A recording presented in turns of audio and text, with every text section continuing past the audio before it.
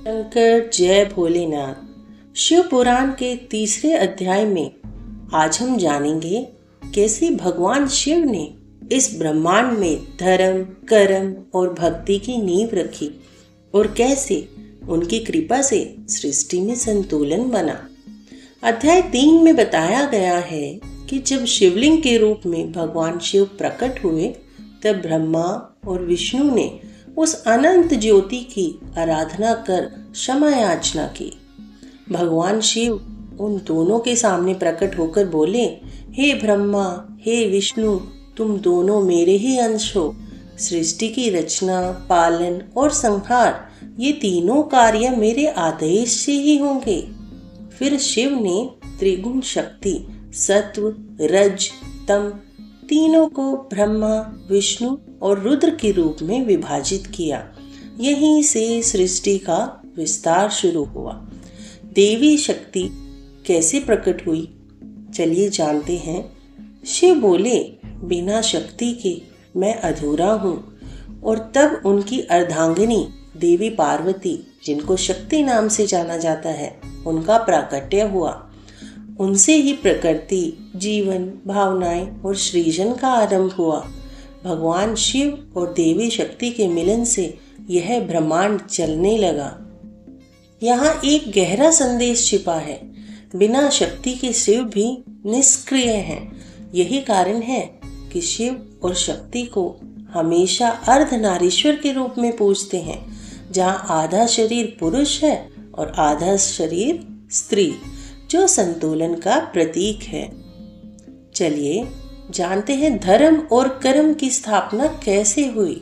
भगवान शिव ने ब्रह्मा जी से कहा, हे ब्रह्मा, तुम सृष्टि की रचना करो, जीवों में धर्म, ज्ञान और संस्कार का संचार करो।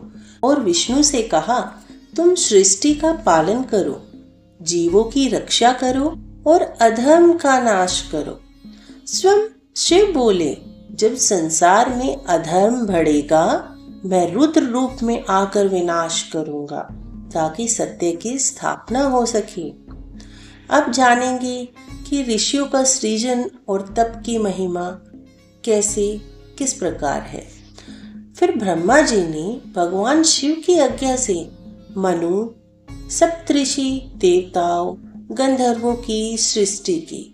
सभी ने शिव की आराधना की और शिव बोले, जो कोई सच्चे मन से तप करेगा, ध्यान करेगा, उसे मैं ज्ञान और मोक्ष दोनों प्रदान करूंगा। यहाँ यह स्पष्ट होता है कि भगवान शिव ज्ञान और मुक्ति दोनों के दाता हैं। वे भोग से नहीं, योग से प्रसन्न होते हैं। शिव ने कहा, जो कोई मेरा नाम जपता है, ओम नमः शिवाय का स्मरण करता है, उसके सारे पाप नष्ट हो जाते हैं। उसे न केवल इस जन्म में सुख मिलता है बल्कि मोक्ष भी प्राप्त होता है। भक्तों को यह भी बताया गया कि शिवलिंग की पूजा केवल अनुष्ठान नहीं बल्कि आत्मा से शिव तक का मिलन है। जल, बिलपत्र, धूप, दीप और ध्यान, ये सब हमें एकाग्रता और शांति की ओर ले जाते हैं। अध्याय 3 का मूल संदेश यही है कि सृष्टि तभी टिक सकती है जब सृजन, पालन और संहार तीनों का संतुलन बना रहे। और यह संतुलन केवल महादेव ही स्थापित कर सकते हैं। भगवान शिव हमें सिखाते हैं, जो समर्पित है वही मुक्त है, जो संतुलित है वही शांत है। तो भक्तों, शिव पुराण के तीसरे अध्याय में हमने जाना कि भगवान शिव ही इस संसार के केंद्र हैं। उनकी इच्छा से ही धर्म की स्थापना होती है और उनके आशीर्वाद से ही आत्मा को मुक्ति मिलती है। सच्ची भक्ति वही है जब हम अहंकार छोड़कर शिव में विलीन हो जाएं, क्योंकि शिव केवल देव नहीं, वो सत्य, शक्ति और शांति है। ओम नमः शिवाय। हर हर महादेव। साई कुटुंब चैनल ये शिव पुराण सीरीज डेली एक अध्याय लेकर आ रहा है। आप अगर शिव भक्ति का परिवार का हिस्सा बनेंगे तो हमें अति प्रसन्नता होगी। कल मिलेंगे शिव पुराण अध्याय 4 की अगली रहस्यमयी कथा के साथ। धन्यवाद।